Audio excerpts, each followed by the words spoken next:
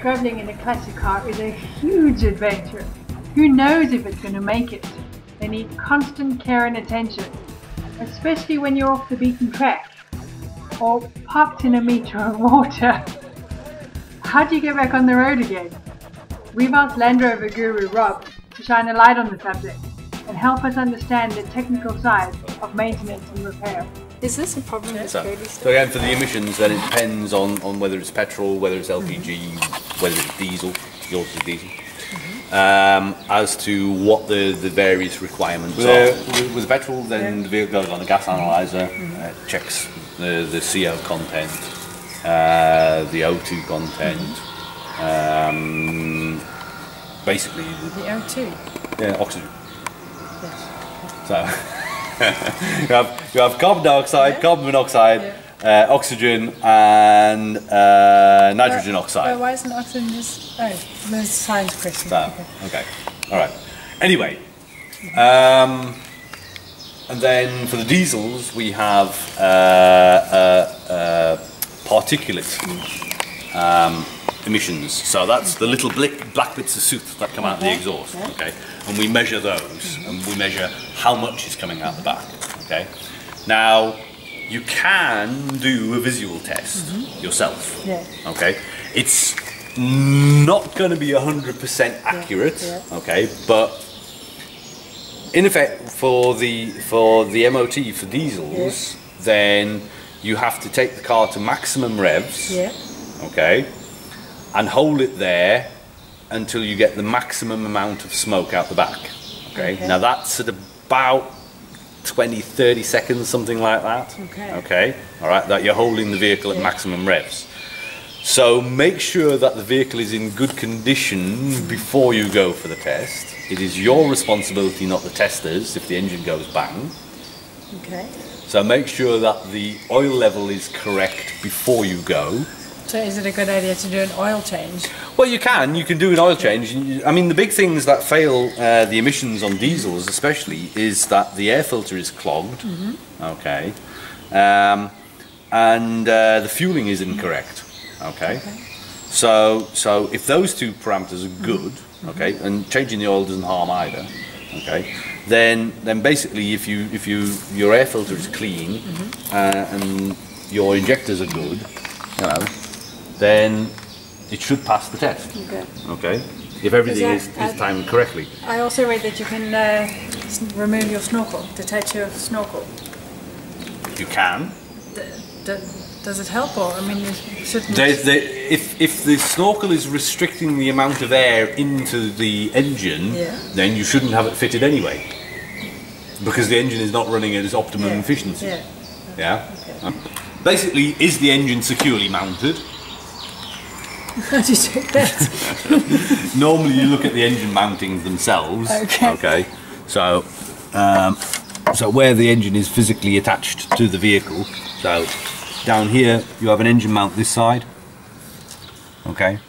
And what you're looking for is cracks in the rubber and such like. But I mean, you would notice severe engine movement anyway. And while we're under here, then you also look for fuel leaks. Okay. While you're under the car, you can obviously look for fuel leakage up to the fuel pump. So fuel pump's here. Okay. And basically the rule is that on both petrol and diesels and LPG that there should be no leaks in the system. Okay. Makes common sense. So. And what about all this marking here? I mean, it indicates a leakage. Yeah, but that's engine oil, not fuel.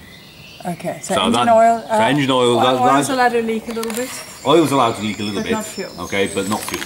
No, fuel's combustible. It's a bad thing when it goes on fire.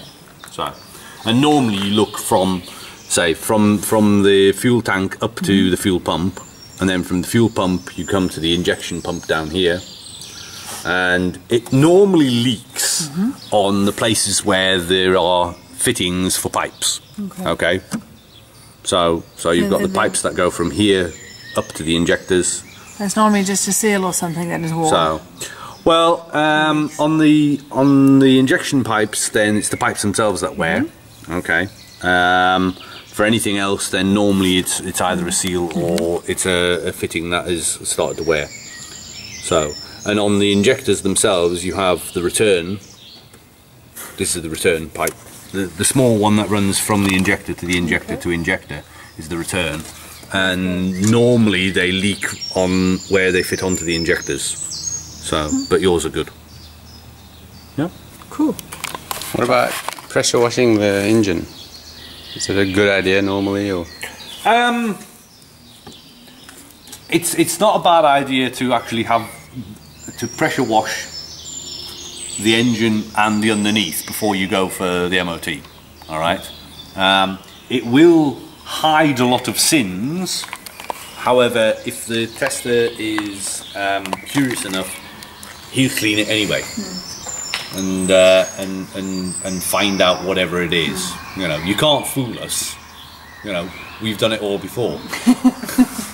So, yeah. You know, but also the point being, if you pressure wash, it just shows you're looking after the car a little better. Yeah. Again, the appearance it says a lot. Yeah. All right. Okay. About getting all that mud out from it. That's good. While we're under here, we're going to check for leaks. Is that it is part of the test these days. It's an environmental thing more than anything. Because it's a Land Rover, then we know that there are going to be leaks. So, what we see is there is a little bit of light leakage on the bottom of the engine. There's a little bit of light leakage coming from the inspection hole in the back of the flywheel housing. That's here. And there's a little bit of leakage on the join between the extension case. That's over here. So you have the main gearbox and the 5th gear extension case here. There's a little bit of leakage there. None of this leakage is important enough to warrant a failure. Okay. If it's continually dripping, then and there's a big pool underneath the vehicle, then that is classed as a fail. Okay. So this isn't too bad. This isn't bad. We'll have to get a lot more serious in this. Yeah, but if you have a serious leak, then irrespective of whether it's a failure or not for the MOT, then you'd be looking at getting it fixed, because you're losing oil out of the engine or the gearbox. So again, there's no leakage on the axles, but we didn't expect to get any leakage. So while we're here as well, you have the universal joints in the propeller shafts. Yeah. Okay. And what we do is we check for movement in the joints themselves. Again, that would be a failure, and there is no movement in these. So it's just a little bit of a press backwards and forwards. So, and again, you can do the back one the same. So, and there's no movement on the joint. So again, while you're under here, have a little look around, and you can see whether or not there are any major bits of rust on the chassis. There's nothing here. The exhaust, the mounting of the exhaust should be good. Okay, so what's this rubber here?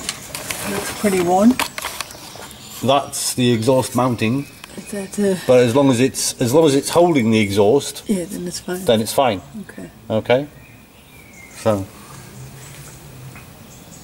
we can do a visual emissions test. Gives you an idea. It's not an exact science, and down the testing station they will do the proper test. But if you get clouds of black smoke out the back when you're under acceleration, then it's never going to, it's never going to pass the emissions test. So you need the engine to be warm. So Victoria's just kindly driven up the road and back to warm the engine up a bit. And as I said before, oil has to be good, vehicle has to be good, and then what we're going to do is we're going to take it all the way to the maximum revs and hold it there for about 15 seconds or so. Yeah. And what we're looking for is black smoke out the back. Okay. So do you leave it in gear or just in neutral then? Just in neutral, handbrake on. Yeah. Yep. Okay. So is this also the head brake test? No. Okay, so it's in neutral, handbrake is on. you now press the accelerator and hold it until I say stop, and it's all the way to the bottom. Okay, one way to the bottom. Yep. Not going to blow up the engine. Go on. That's only one below.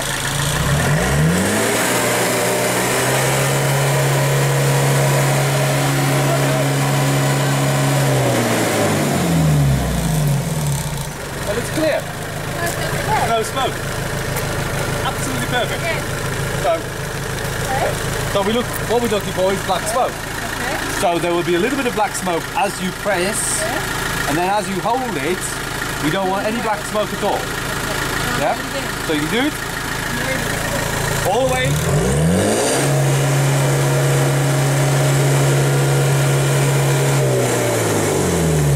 Perfect. So. That sounds terrible. Yeah, okay. So. Everybody. But if you had constant black smoke, then it's not going to pass the emissions test. Okay? And I say this is only for diesels, not for petrol. Petrol you can't do yourself. But this is just it's a visual test. What I would say about petrol vehicles is that, again, if you have blue smoke out the back, black smoke out the back on a petrol vehicle, under normal driving conditions, there's something going on. You're burning oil, the engine's running too rich, whatever. So, visually you can check to see whether or not it will pass. But the only true way is putting it on repeat. Okay, we're done.